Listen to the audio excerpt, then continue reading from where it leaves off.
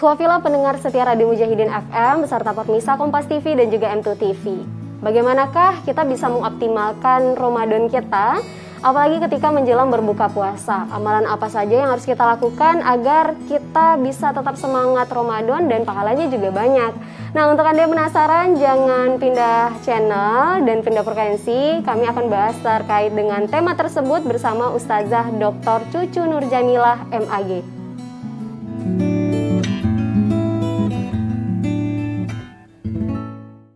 Ikhwafillah pendengar setia Radio Mujahidin FM beserta Permisa Kompas TV dan juga M2 TV. Anda kembali lagi di program Mutiara Hati. Hari ini kita akan membahas tentang bagaimana caranya mendapatkan keberkahan saat berbuka puasa. Di sini sudah bersama dan kita ada Ustazah Dr. Cucu Nur Jamilah MAG yang insya Allah akan membagikan ilmunya dan tips seputar berbuka puasa. Assalamualaikum Ustazah. Waalaikumsalam warahmatullahi wabarakatuh Mbak Mila. Masya Allah. Gimana kabarnya Ustazah? Alhamdulillah sampai hari ini sehat walafiat. Alhamdulillah. Semoga yang nonton juga sehat ya. Amin. Insya Allah. Semuanya sehat ya, diberkahi Allah. Amin, amin ya rabbal alamin. Nah, terkait dengan berbuka puasa nih Ustazah. Saya sering banget dengar bahwasannya ketika berpuasa, ketika menjelang berbuka puasa itu adalah waktu-waktu yang memang banyak sekali keutamaan.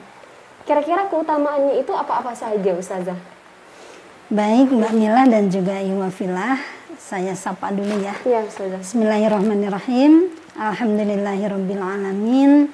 Alladzi an'ama 'alaina bi ni'matil imani wal islam wal 'aqibatu lil muttaqin wala udwana illa 'alal dzalimin. Allahumma sholli wa sallim ala sayyidina Muhammadin wa ala alihi wa sahbihi ajmain. Faqala ta'ala bismillahirrahmanirrahim. Qul in kuntum tuhibbunallaha fattabi'uni yuhibbukumullah wa yaghfir lakum dzunubakum wallahu ghafurur rahim. Shadaqallahul maulanal azim.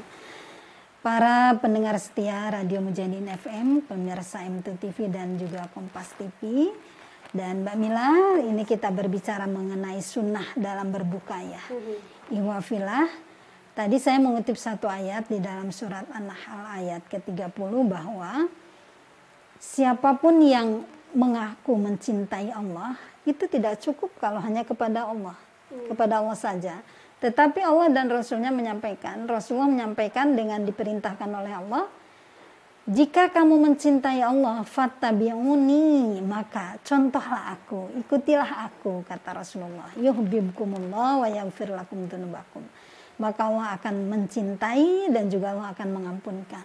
Nah, termasuk dalam beribadah saum, ikhwafillah, saum itu wajib. Tapi tidak cukup kita hanya melaksanakan yang wajib saja. Menahan makan, tidak makan, tidak minum sepanjang hari, tidak bersenggama di siang hari, tidak cukup itu aja. Tapi kita harus menyempurnakan dengan yang sunnah. Karena itu semua sudah dilakukan oleh Rasulullah Shallallahu Alaihi Wasallam. Mungkin materi sebelumnya saya sampaikan pada waktu sahur ya, kita bersahur. Kemudian ini ada berbuka, ikhwafillah. Nah, kalau dilihat keutamaan-keutamaan, ternyata dalam berbuka itu ada satu kebahagiaan. Sehingga Rasulullah menyampaikan dalam sebuah hadisnya yang diriwayatkan oleh Imam Muslim, bahwa lisoimi farhatan, bagi orang yang berpuasa itu ada dua kebahagiaan. Satu farhatun inda fitri, satu kebahagiaan sangat ketika dia berbuka. Subhanallah. Kemudian farhatun indaliko irobi, kedua kebahagiaan ketika nanti bisa dipertemukan dengan Allah. Nah, ya ikhwafillah, bagaimana agar betul-betul pertemuan dengan Allah dapat kita raih nanti, kemudian kita betul-betul berbahagia saat berbuka. Tentu kita memang tadi sudah banyak ya yang akan di siang harinya kita sudah lakukan, kita sudah menanti. Ini tidak dinafikan ya Mbak Mila. Sebagai manusia biasa ya Mbak Mila pasti ada rasa lapar, iya, betul, ada rasa keinginan untuk makan karena itu halal. Nah itu mungkin apalagi kalau anak-anak sampai ya ini masa lalu ya, lalu kita sampai dikumpul-kumpul kan gitu. Betul, nah sebenarnya orang tua juga sama menanti, tapi kalau orang tua sih tidak ngumpul-ngumpul makanan ya. Tapi menanti bukan hanya sekedar menanti mau makan, Tetapi kalau orang tua itu menjaga agar saum itu betul-betul baik, betul-betul sempurna, tidak terkena dengan hal-hal yang merusak. Maka ketika begitu tibanya waktu maghrib dan merasa tidak cacat saum ini, betapa bahagianya. Ya, itu satu kebahagiaan. Saya kira semua yang saum itu merasakan. Ya, merasakan yang namanya kebahagiaan, Mbak Mila. Terus ada lagi satu hafilah dalam satu hadis. Bagaimana keutamaan berbuka. Saat berbuka itu ada berdoa. Dan di antara salasun la turaddu. 3 hal yang tidak ditolak oleh Allah. Yaitu da'autuhum siyam. Yaitu doanya orang yang sedang saum. Hatta yufattiru. Sampai dia berbuka. Nah ya. Jadi ketika berbuka kita berdoa, ternyata itu insya Allah doanya tidak ditolak. Sehingga yafilah ketika kita tadi menanti ya berbuka, saat berbuka, kemudian kita sempurnakan doa, ternyata itu perbanyaklah doa, bukan hanya kita sekedar doa yang biasa ya. Kalau yang besar kan Allahumma lakasumtu wa bika amantu wa bika aftartu. Kemudian lagi ada yang hilanglah rasa dahaga, lalu semoga ini menjadi pahala. Doa lain juga bisa. Doa misalkan ya Allah, terimalah Rabbana taqabbal minna siyamana wa ruku'ana wa sujudana wa tadarruana. Ya Allah, terimalah saum kami, ibadah kami, tilawah kami, sedekah kami. Kemudian ya Allah, curahkanlah rahmat barokah pada keluarga kami.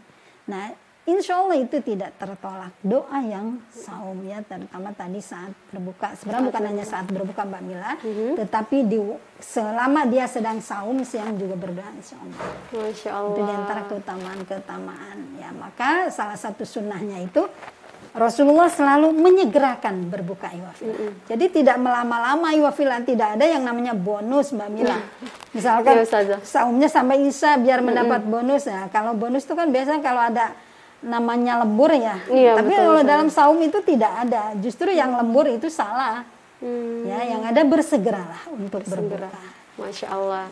Nah, itulah dia sedikit wejangan di pembuka untuk kita ya, agar kemudian ketika kita berpuasa kita perbanyak berdoa kepada Allah, sebab sepanjang kita berpuasa itu adalah doa-doa yang kemudian insya Allah diterima oleh Allah Subhanahu Wa Taala. Masya Allah. Nah, untuk Anda nanti kita akan bahas tentang apa sunnah-sunnah berbuka puasa, Ustazah. Nah, ini tentu menjadi ilmu bagi kita semua iwafillah. Jadi jangan pindah channel, jangan pindah frekuensi juga. Kami akan kembali sesaat lagi untuk Anda.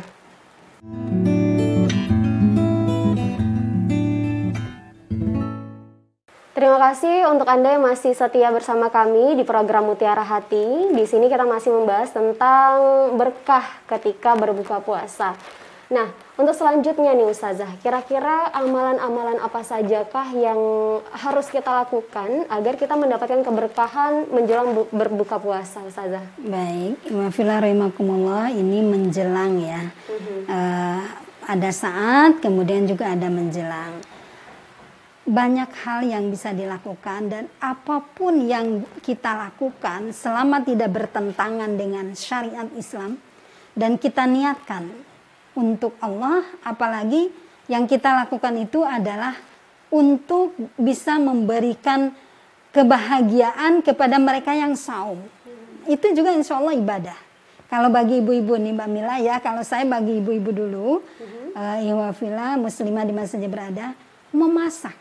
Menyiapkan sajian, ya bukan hanya memasaknya, menyiapkan sajian untuk yang berbuka, luar biasa itu pahala. Soal menyajikan itu soal mau masak sendiri atau juga mau yang masaknya orang lain kita beli, insya Allah tidak jauh beda. Yang terpenting di situ menyajikan untuk suami, untuk putra-putri yang sedang saum, sehingga mereka menjadi semangat lagi saum besok. Kemudian mereka juga menjadi bahagia, bisa sambil makan, kemudian kumpul satu keluarga. Itu luar biasa, itu adalah sunnah juga. Karena Rasulullah juga memang tentu ya keluarga Rasulullah juga menyiapkan. Tidak mungkin berbuka kalau tidak ada disiapkan. Maka itu juga adalah kebaikan. Ada kebaikan, sunnah itu adalah kebaikan. Kemudian lagi selain untuk keluarga, nah ya siapa yang memberi bukaan kepada orang yang sedang saum, maka dia dapat pahala sama dengan orang yang sedang saum. Kalau tadi untuk keluarga sama juga, itu tidak ada batasan. Rasulullah menyampaikan siapa yang memberikan bukaan kepada yang saum, tidak ada disebutkan di luar dan di luar rumah. Maka kalau wafilah yang di dalam rumah bersedekah kepada keluarga, ya kemudian dengan tenaga, dengan materi, insya Allah itu juga sama. Apalagi kemudian dilanjutkan dengan keluar, ya kita punya program misalkan sekian makanan, sekian persen dari yang dari rumah atau kita belikan lalu hantarkan ke masjid, itu lebih bagus. Nah itu adalah sunnah juga Mbak Mila, memberikan bukaan kepada yang sedang berpuasa. Kemudian lagi kalau masih ada waktu misalkan masak sudah ya, nyajikan sudah siap, masih ada nih 20 menit lagi, kita ambil Al-Quran, bisa juga kita tilawah. Apalagi kalau dengan keluarga. Oh misalkan tilawah enggak, ada waktu 10 menit, kita bisa duduk di meja makan, kita sambil berzikir, bisa beristighfar bersama. Jadi lakukanlah hal-hal yang baik. Kalau memang bapak-bapak yang kemungkinan yang biasa ke masjid, mau berbuka di masjid, pergi ke masjid 15 menit, bisa di situ i'tikaf di masjid, kemudian juga bisa tilawah, bisa berzikir, baru kita berbuka. Misalkan ada bapak-bapak, oh enggak, saya bukanya di rumah, tapi ini masih ada waktu 20 menit, saya mestinya dekat ke masjid. I'tikaf, di situ sholat sunnah, ya tahiyatul masjid, kemudian tilawah, berzikir, barulah tinggal 3 menit lagi pulang ke rumah. Jadi banyak yang bisa dilakukan ya, selain bersedekah, kemudian kita juga bisa melaksanakan zikir, tilawah. Yang tadi yang banyak dilakukan itu adalah berbagi, bukaan. Namun ada yang satu ya Vila, tidak berlebih-lebihan, baik dalam menyajikan ataupun nanti saat berbuka, tidak berlebih-lebihan. Ya kalau Rasulullah SAW kan hanya berbukanya dengan kurma. Karena kalau di sana, karena memang di sana yang suburnya kurma ya. Misalnya di sini tidak ada kurma, sekarang banyak sih kurma. Atau misalnya tidak ada yang saya tidak bisa tercapai kurma, bisa juga dengan yang manis, bisa dengan buah pisang, bisa dengan pepaya, atau juga seteguk air, itu juga sama. Yang penting tidak berlebih-lebihan, itu sunnahnya. Rasul tidak berlebih-lebihan. Artinya ihwafillah, setelah makan yang tadi yang manis ataupun seteguk air, segeralah tunaikan sholat maghrib. Baru setelah itu kita makan besar. Itu yang disunahkan ya, Mbak. Jadi banyak Ustazah ya yang hal-hal yang bisa kita lakukan menjelang berbuka puasa. Apalagi yang untuk teman-teman yang kemudian Allah berikan rezeki melimpah. Nah, ini peluang amalnya juga makin banyak Ustazah ya. Bisa berbagi, bisa sedekah dan lain sebagainya. Nah, saya pengen tahu nih Ustazah, kira-kira sunnah berbuka puasa ala Rasulullah itu kayak gimana Ustazah ya? Apakah bisa kita terapkan di Indonesia ini, apalagi lagi pandemi Ustazah, dan adakah bukaan-bukaan yang kemudian sulit didapatkan di Indonesia? Nah mungkin dijawab nanti Ustazah ya, karena kita akan kembali di program Mutiara Hati untuk Anda. Jangan pindah frekuensi dan jangan pindah channel.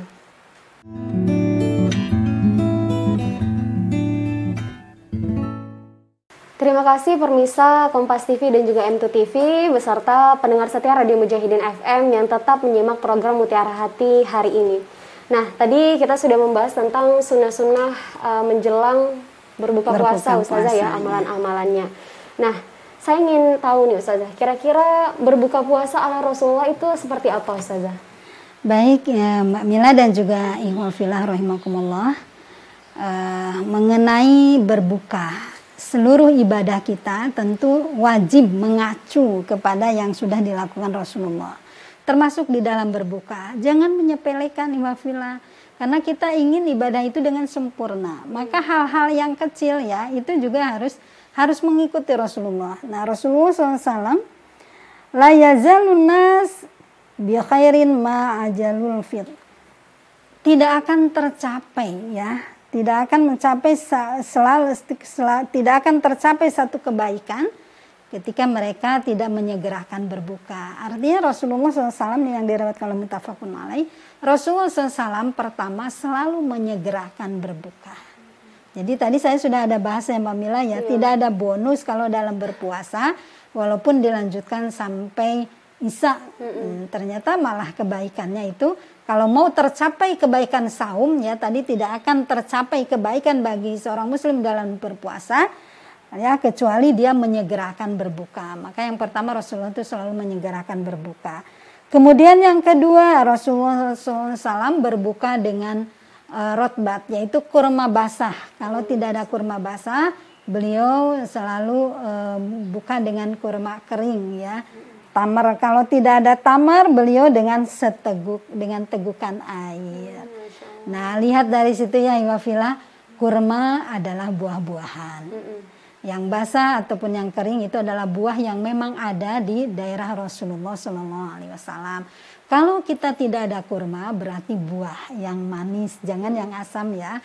Buah yang manis itu juga bisa pisang, kalau misalkan pepaya, kalau punya yang lebih lagi misalkan mau ya buah-buah yang lebih ya, misal kalau mau anggur, kalau mau apapun, yang penting itu adalah sejenis buah kalau bisa ya yang manis. Kalau tidak ada tadi dengan seteguk air. Bagaimana teh manis ya itu juga air dan juga manis, itu juga silahkan.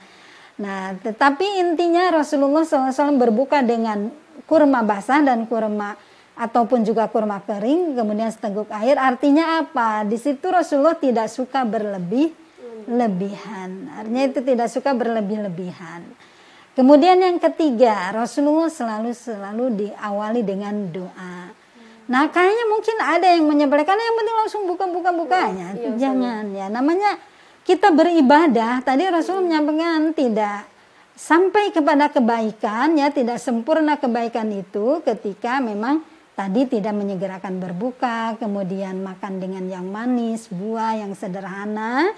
Kemudian yang ketiga juga tidak tercapai kebaikan ya ketika tidak berdoa, Mbak Mila. Maka Rasulullah selalu berdoa. Doanya itu ya yang umumnya, Allahumma lakasumtu wa bika amantu wa rizqatartu birahmatika ya arhamar rahimin. Silahkan berdoa.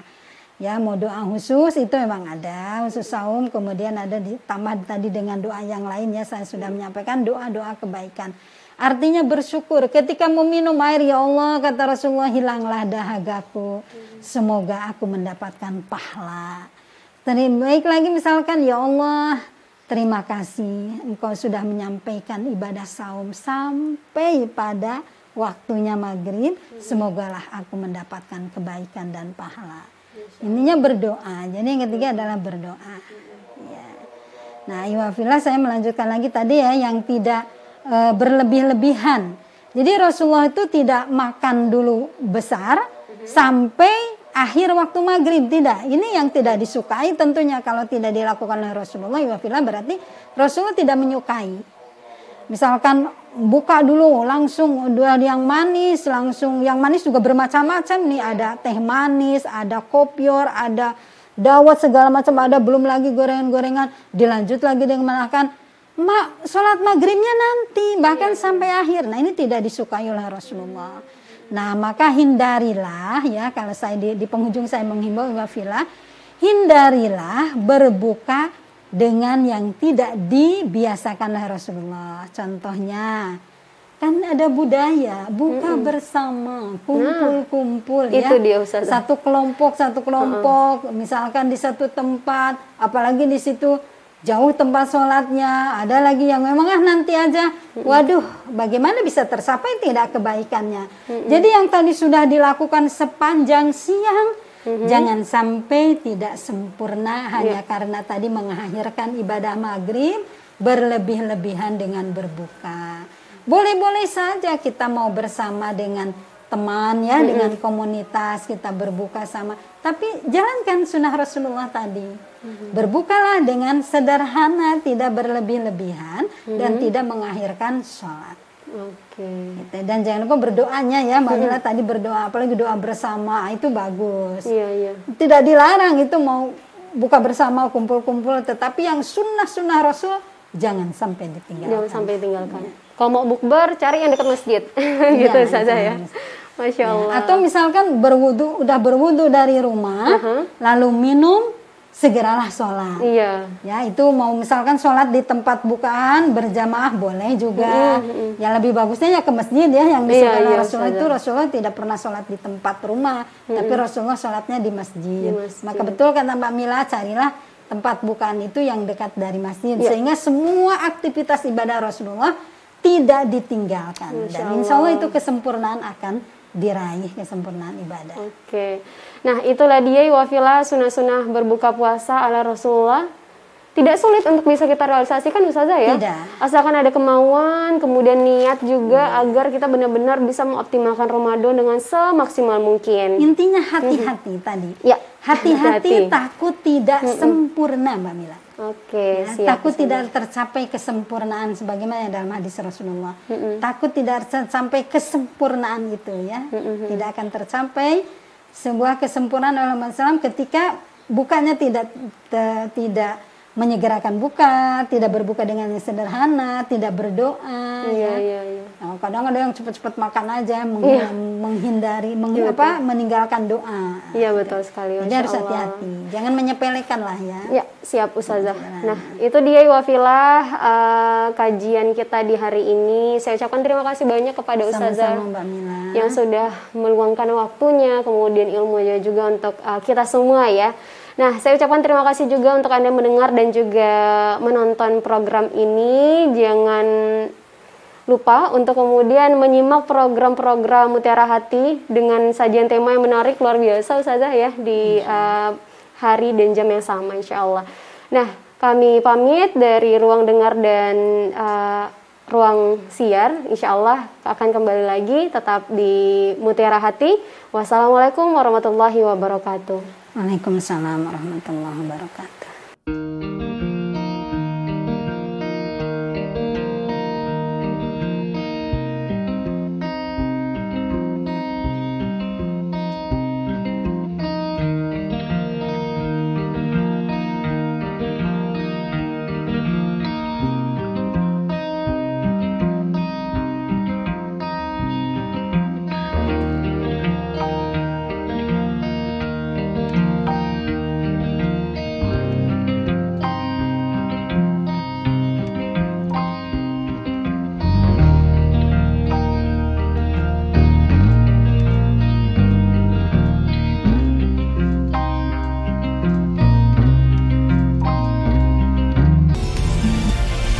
Kompas TV, independen, terpercaya.